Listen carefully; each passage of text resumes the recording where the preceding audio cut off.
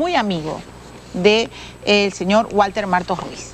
Muy bien, les voy a dar la bienvenida a Fernando Meléndez, está en el estudio, él es vocero de Alianza para el Progreso, al congresista Carlos Mejía, congresista de Fuerza Popular, que dicho sea de paso, tiene él y Marta Chávez, digamos, no quiero utilizar la palabra disidentes, pero no suelen votar en bloque con todos los integrantes de Fuerza Popular, y María Céspedes, que es la vocera del FREPAP. A los tres les doy la bienvenida, vamos a hacer un mini pleno, ¿no? Cada uno va a tener 2 minutos por ronda, por pregunta, y parto de una pregunta muy general. Creo que vamos a empezar con las mujeres, si me permiten los señores, claro, por caballerosidad. En mi casa me enseñaron que primero las mujeres, y yo le tengo que preguntar a los tres qué opinión tienen del gabinete Martos. Vamos a empezar con la congresista Céspedes del FREPAP. Buenas noches, congresista, bienvenida al programa. ¿Cuál es su opinión de este nuevo gabinete que acaba de juramentar en Palacio de Gobierno? Buenas noches, Milagros, y a través tuyo también, un saludo al pueblo peruano y a mis colegas congresistas que están presentes. Bueno, esperamos más resultados, que el presidente tomara más en cuenta de las razones por qué había una necesidad de que hubiera un cambio.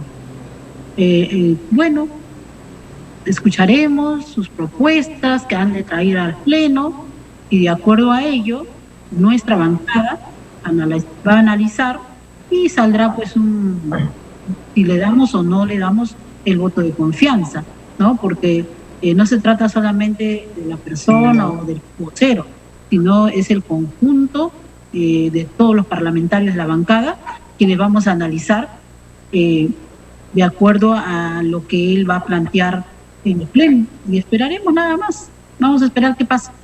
No la veo muy complacida con el cambio. Sí, efectivamente, ¿no? Porque yo creo que hubiera sido, para tener más apoyo, yo creo que hay observaciones, como usted le ha dicho bien claro, ahorita están yendo, hay ministros que están siendo observados, que van a ser interpelados, y yo creo que era el momento en que el presidente debía de oxigenar el gabinete, y lamentablemente no lo ha hecho, ¿no? Muy bien. Vamos a escuchar al congresista Carlos Mejía, de Fuerza Popular. Buenas noches, señor. ¿Cuál es su opinión de este nuevo gabinete? Buenas noches, Milagros, y gracias por la oportunidad de estar con el congresista Meléndez y la congresista Céspedes.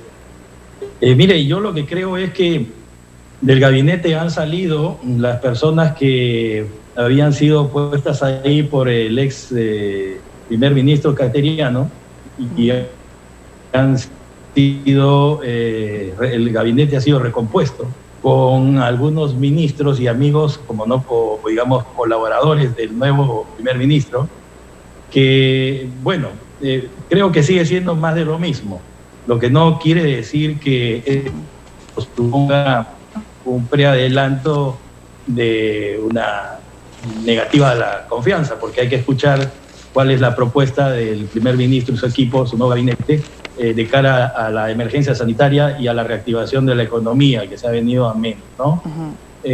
Pero ojalá que esta denegatoria de la confianza sirva para que el presidente de la República y el Poder Ejecutivo entiendan de que el Perú ha cambiado, que es mucho más democrático, que en el Parlamento este no es un Congreso, digamos, que tiene una mirada tal desde Lima, sino que lleva en la carne y en la sangre los problemas de las provincias donde no hay camas, donde no hay hospitales. Correcto. Y que yo lo podría graficar de la siguiente manera. La señora de Arequipa que corre tras la camioneta para que el presidente de la República vaya a ver a su esposo que está en la carpa es el Congreso. Y el Poder Ejecutivo, el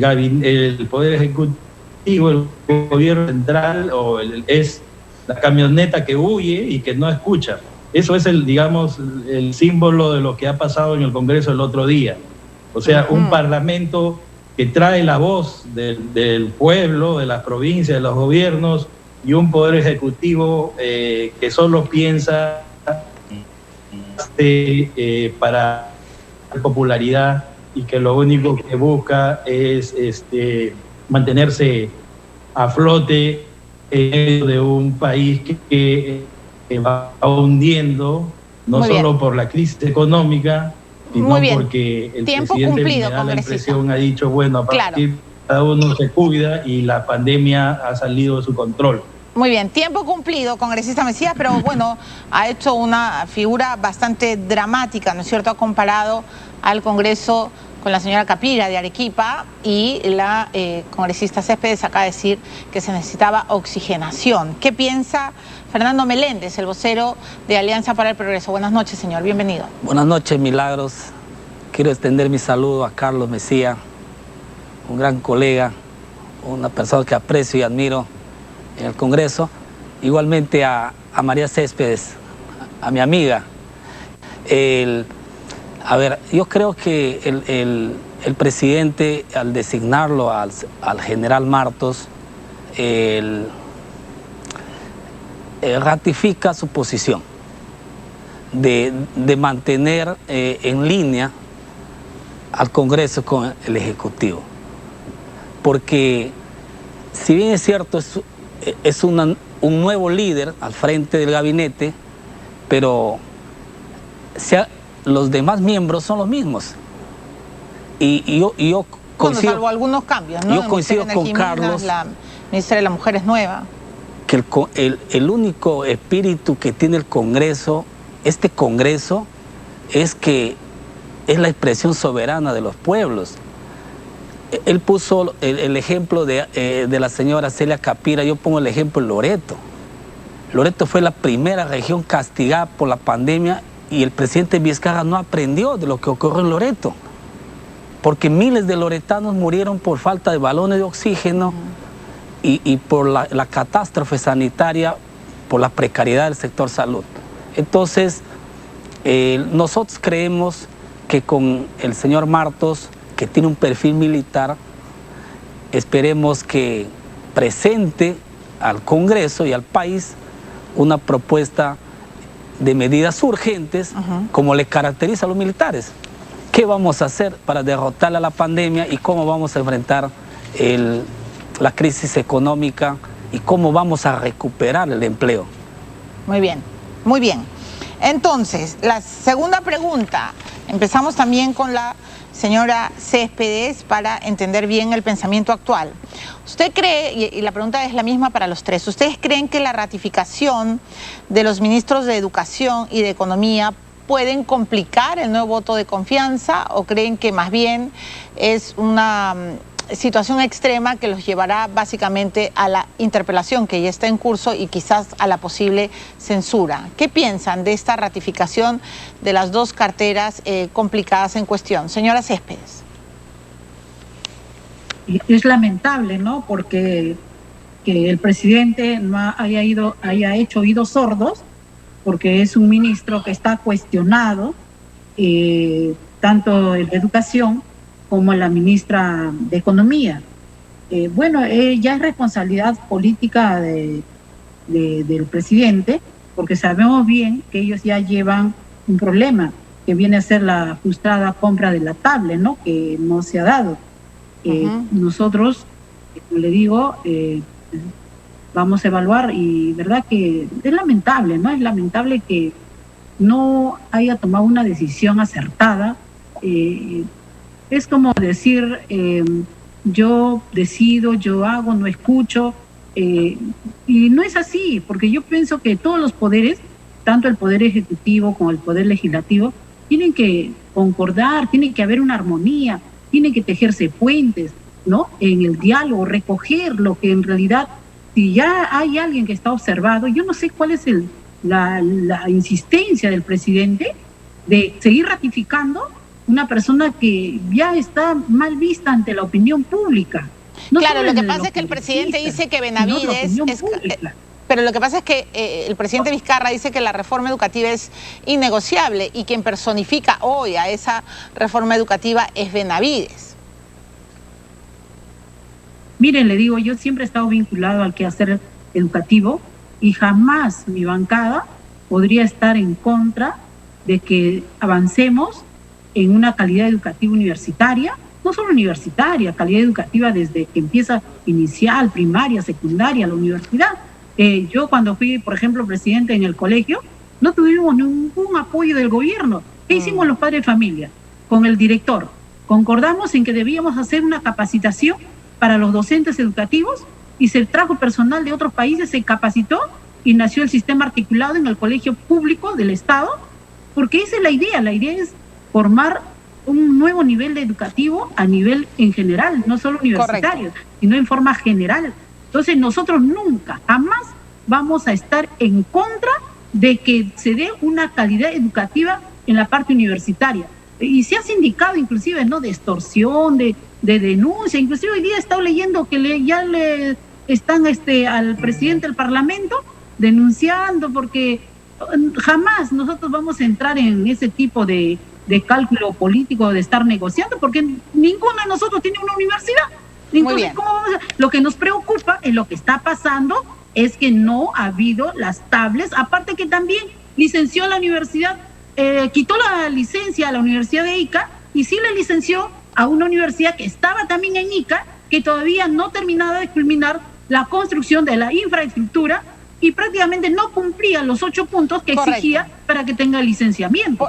Está bien, se acabó el tiempo, señora Céspedes, pero es correcto, el tema de la UTP es un hoyo en los licenciamientos de la SUNEDU y que tienen que explicarse bien, y eso no significa que alguien esté en contra de la reforma educativa. ¿Qué piensa el congresista Mesías de Fuerza Popular? ¿Cree usted que la ratificación de los ministros de Educación y Economía complican el voto de confianza? Bueno, podría, digamos, complicar, sí.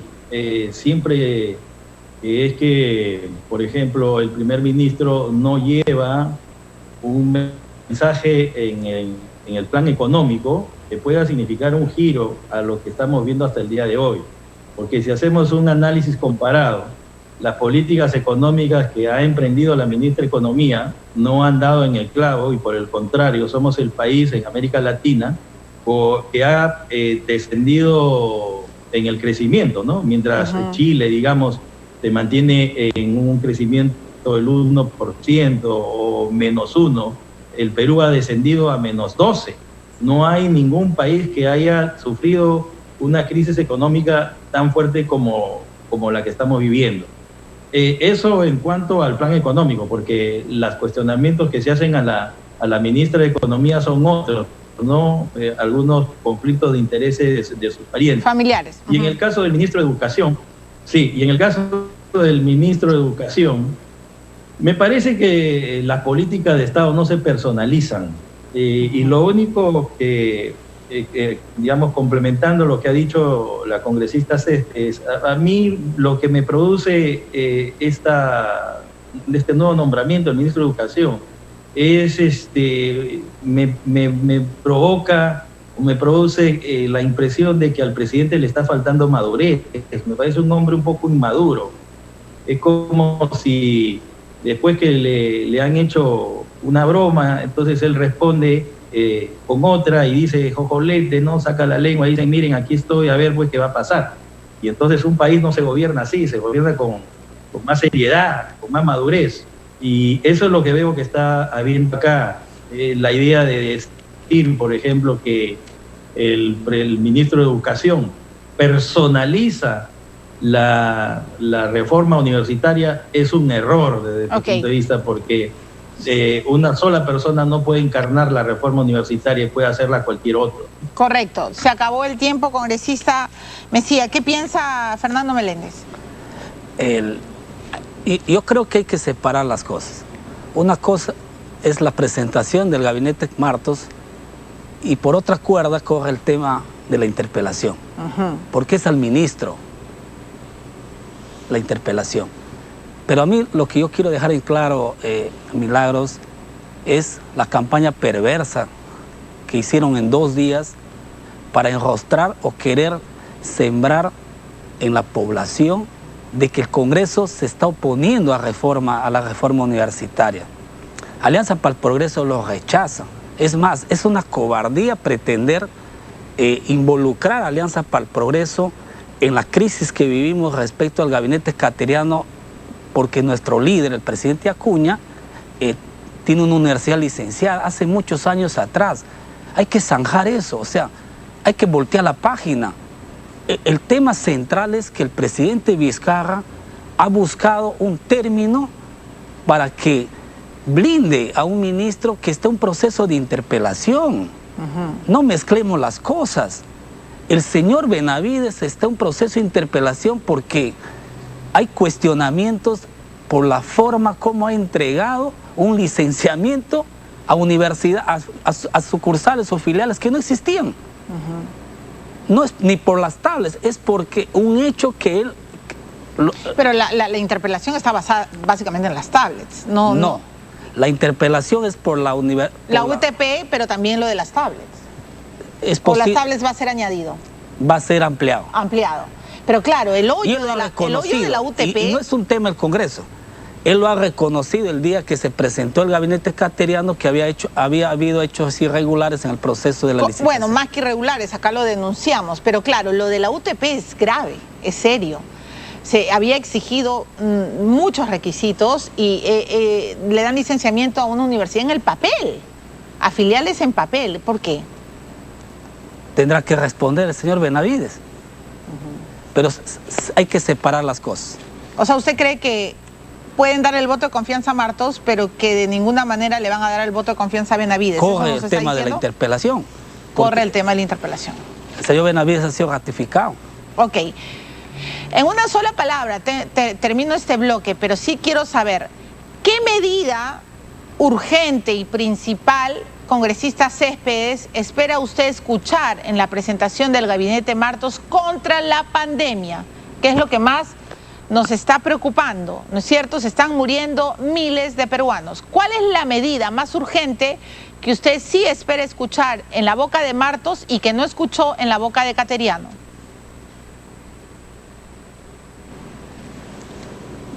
Congresista Céspedes. Hay un problema con el micro de la congresista Céspedes. Mientras se arregla, que conteste la pregunta del congresista Mejía. ¿Cuál es la medida urgente que usted sí quiere escuchar, señor Mejía? A mí me parece que aquí hay que jugar en pared entre los planes económicos y los planes sanitarios. Yo creo que hay que cercar el virus. Para acercar el virus debemos olvidarnos de las pruebas serológicas y pasar a las moleculares.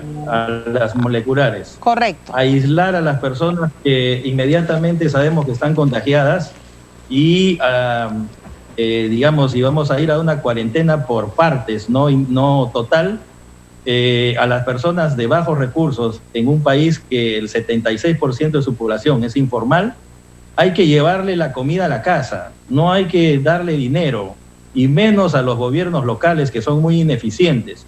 Entonces yo lo que creo que, teniendo en cuenta que el primer ministro es un hombre que viene del ejército, sabe muy bien lo que estoy hablando. Se trata de un problema de logística. Okay. Hay que subir hasta los cerros para que la ciudadanía, para que el pueblo no baje a buscar alimentos y a buscar sustento.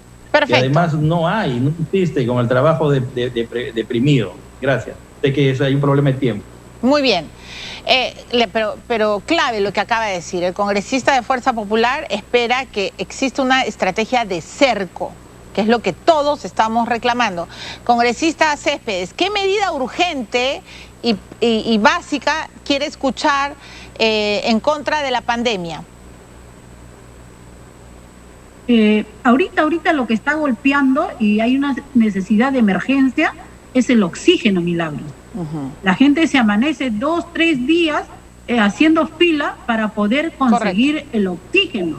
Y aparte, no solo eso, sino que encarecen el costo y las personas no le alcanza el dinero. Entonces lo que nos gustaría, bueno, ya escucharon el reforzamiento del primer nivel, pero lo que nos gustaría es que se comprometa que en cada distrito siquiera haya 2 o 3 plantas que puedan abastecer el oxígeno.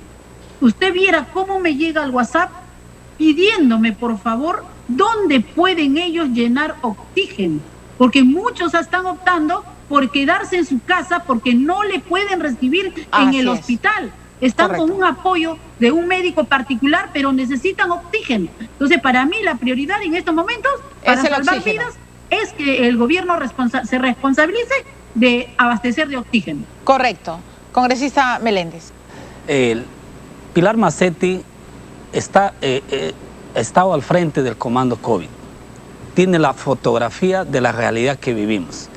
Yo creo que, si bien es cierto hay que hacer un cerco epidemiológico, yo creo que hoy es el momento de movilizar al primer nivel de atención.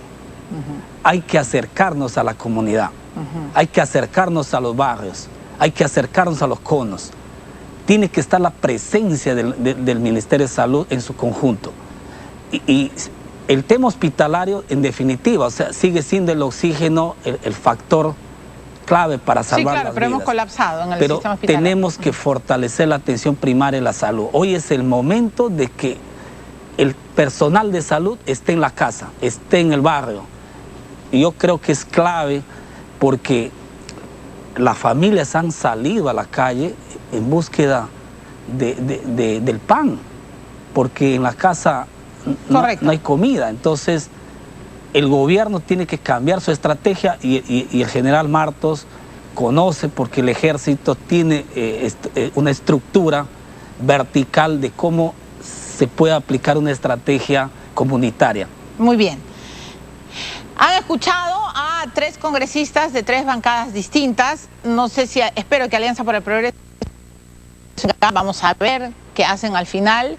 La bancada de Fuerza Popular tomó una decisión, también la bancada del FREPAP, y creo que la lectura es una sola. Están pidiendo una estrategia, ¿no es cierto? Empatía.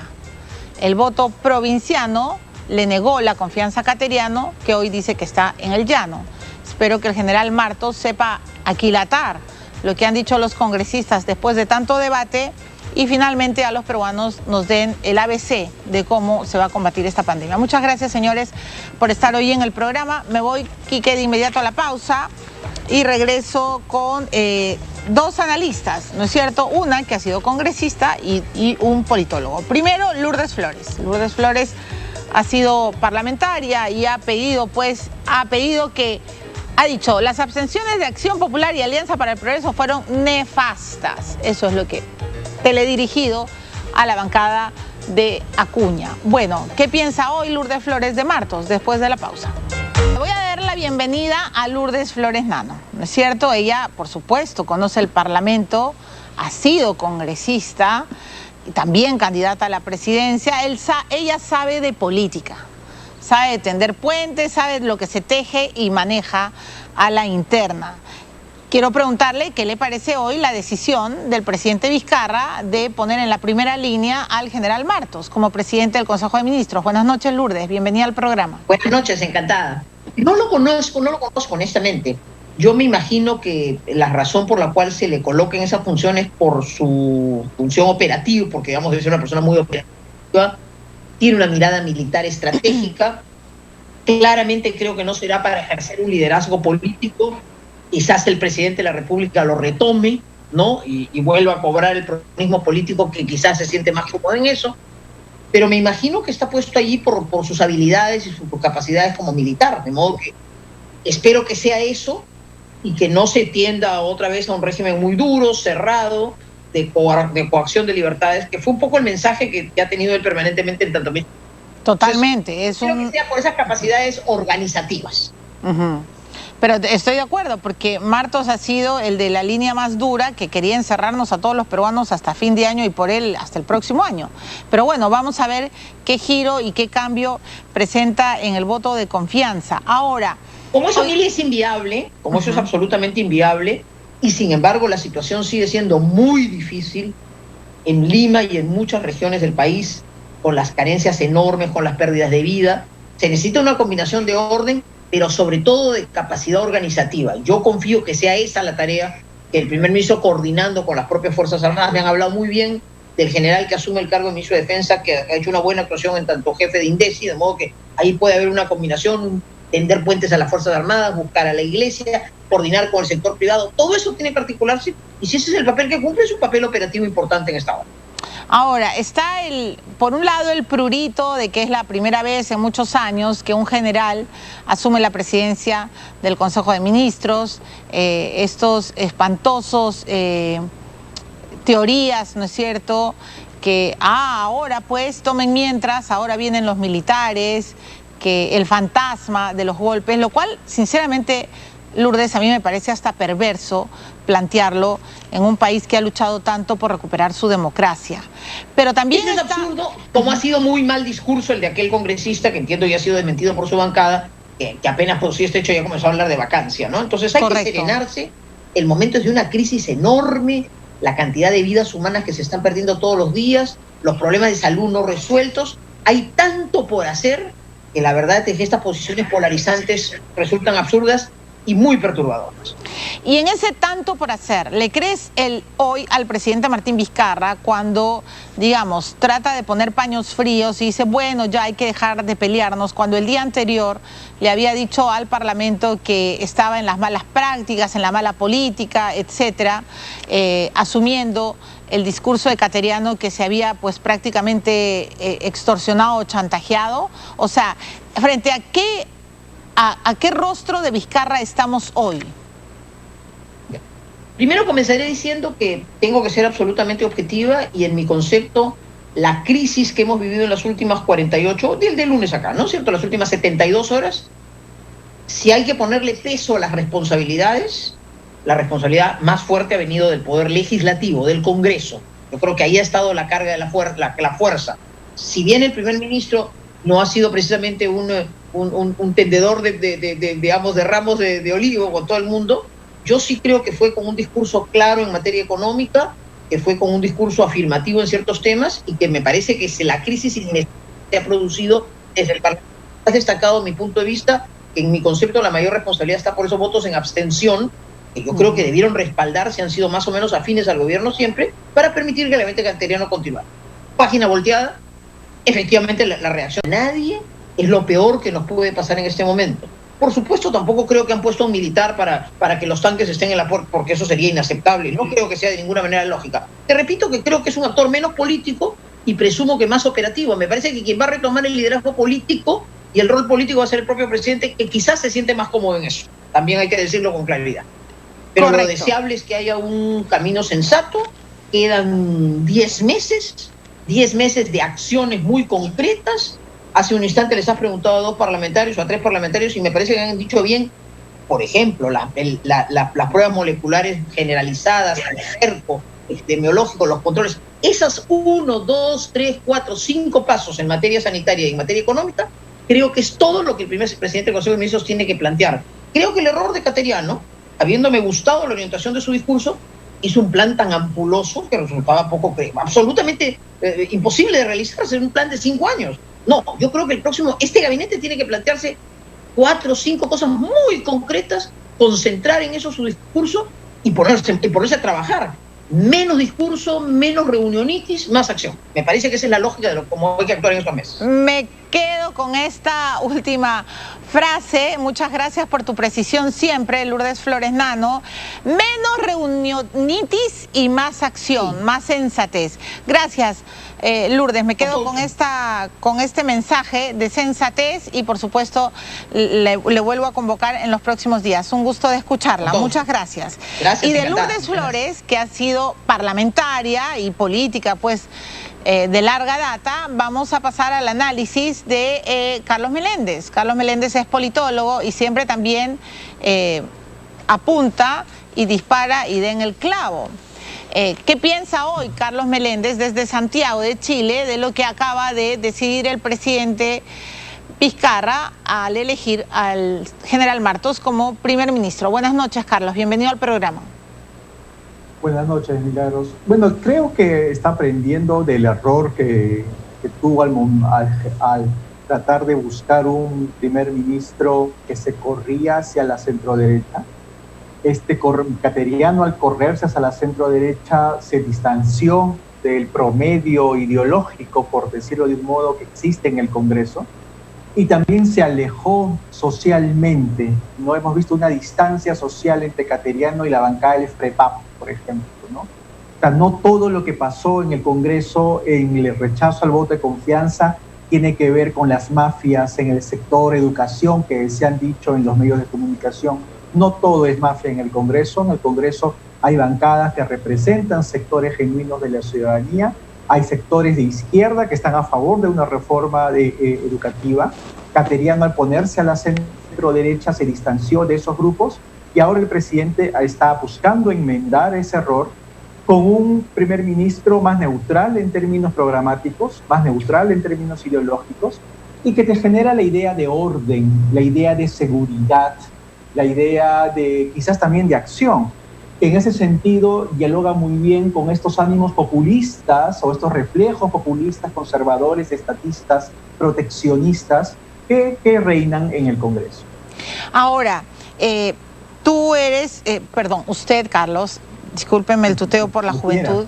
Usted, Carlos, es una persona que ha estado siempre llamando la atención también sobre la discriminación, sobre el racismo en política. Y yo creo que le hace mucho daño, ¿no es cierto?, estas opiniones políticas que, claro, luego ha querido entibiar o enfriar el propio Cateriano, pero al hablar de congelamiento ideológico, al hablar de secta fanática religiosa, al hablar casi de que no entienden cómo funciona el Estado, lo que ha evidenciado Cateriano es lo que todos queremos olvidar, esa política que divide, esa política clasista, racista, que finalmente no articula y no evidencia lo principal de una democracia, que todos somos iguales, que todos tenemos derecho a lo mismo y que independientemente de tu color, de tu raza, de tu credo, de tu identidad sexual, nadie tiene por qué menospreciarte. ¿Qué tendría que hacer Martos, el primer ministro Martos, y qué tendría que hacer también el presidente Vizcarra para restablecer, ¿no es cierto? Porque a la interna, Carlos, muchos congresistas provincianos están realmente ofendidos. ¿Qué piensas? Sí, yo creo que en ese sentido el presidente solía manejar muy bien durante su gestión una aproximación más sociológica, por decirlo de un modo, con la representación parlamentaria, ¿no?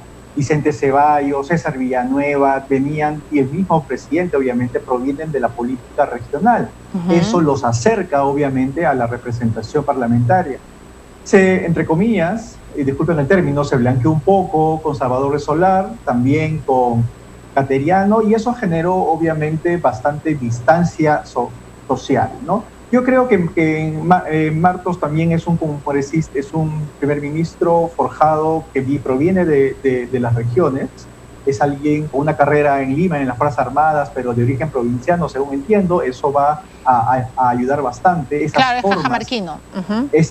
Exactamente, esas formas, esa simbología importa mucho en política, porque en el Perú lamentablemente se cae en el error de siempre buscar un culpable malévolo detrás, ¿no? O son las mafias, o es el afrofujimorismo, o son los corruptos, cuando a veces hay representación política genuina, insisto, en las bancadas. Es parte de nuestro país, es así, un país informal, un país de todas las sangres, tiene pues ese semblante político que importa mucho, ¿no? Ahora, yo creo que efectivamente el nuevo primer ministro tiene que hacer un discurso que yo lo resumiría en una frase: trabajo sin contagio, ¿no? Ese tiene que ser como el lema del país en los próximos 10 meses. Coincido con lo que decía Lourdes Flores, ¿no? Hay que pensar en qué hacemos de acá en adelante, y lo que hacemos de acá en adelante es trabajar sin contagiarnos. El gobierno cometió errores y no hay que echarle la culpa tampoco todo al Estado atrofiado en el cual vivimos. El gobierno tuvo errores de gestión que le cuesta reconocer, pero que los tuvo, y estamos ante un problema endémico sin solución. O sea, hasta que no haya una vacuna no vamos a tener solución para el COVID-19. Pero y tampoco, perdóname que te lo diga, Carlos, y tampoco tenemos la certeza de que la vacuna, obviamente que es la esperanza para todo el mundo, vaya a ser la solución a corto plazo. Lo digo porque si leemos la historia, ¿qué pasó con el SIDA? El SIDA, ¿no es cierto?, cobró tantos millones de víctimas hasta el VIH, ¿no? Hasta que se tuvo que encontrar el retroviral y la idea de que VIH no era sinónimo de muerte. Pero se tuvo que acercar a la enfermedad, se tuvo que hacer toda una estrategia sanitaria. El tema, y no sé si lo compartes, Carlos, es que este discurso de mirar solo el pasado y de decir lo catastrófico que éramos cuando ya lo sabíamos, ¿no? De que el sector de salud era una desgracia cuando los periodistas lo hemos denunciado hace mucho tiempo, ya no es suficiente como excusa para el no control de la pandemia. O sea, hoy todos estamos frente a un desborde tan intenso que ¿qué nos queda por entender? Que no se va a controlar la pandemia. Eso es inadmisible.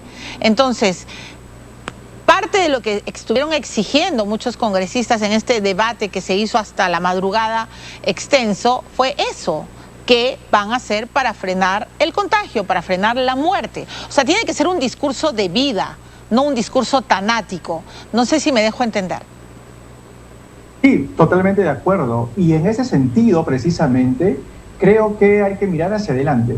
Ajá. Y mirar hacia adelante significa evitar errores de gestión, ojo. ¿Por qué? Un gobierno que no ha sido eficiente en la distribución de bonos de apoyo para los sectores más vulnerables va a ser eficiente distribuyendo las vacunas cuando éstas estén disponibles en el país. Correcto. O sea, si ha sido tan malo distribuyendo bonos, ¿quién asegura que vas a distribuir efectivamente las vacunas cuando éstas lleguen? O sea, no hay que mirar hacia atrás, hay que mirar hacia adelante. Yo sé que Cancillería y otros espacios como el Comando Vacunas están haciendo un esfuerzo tremendo porque estén disponibles en el país cuando éstas estén. Muy bien. Sin embargo, oye, es un problema de gestión bastante complicado hacia adelante. O sea, podríamos concluir la entrevista con usted, Carlos Meléndez, diciendo, ok, volteemos la página, la gente se está muriendo y más acción, más gestión y menos error. ¿Algo así? Aprender de los errores de gestión que hemos cometido. El problema no solamente está en el sector salud, no solamente está en la economía, sino en el orden social de las personas. Muy bien. Hay que enseñar a las personas a que salgan a trabajar sin contagiarse. Ese tiene que ser el horizonte de los próximos meses. Correcto. Muchas gracias.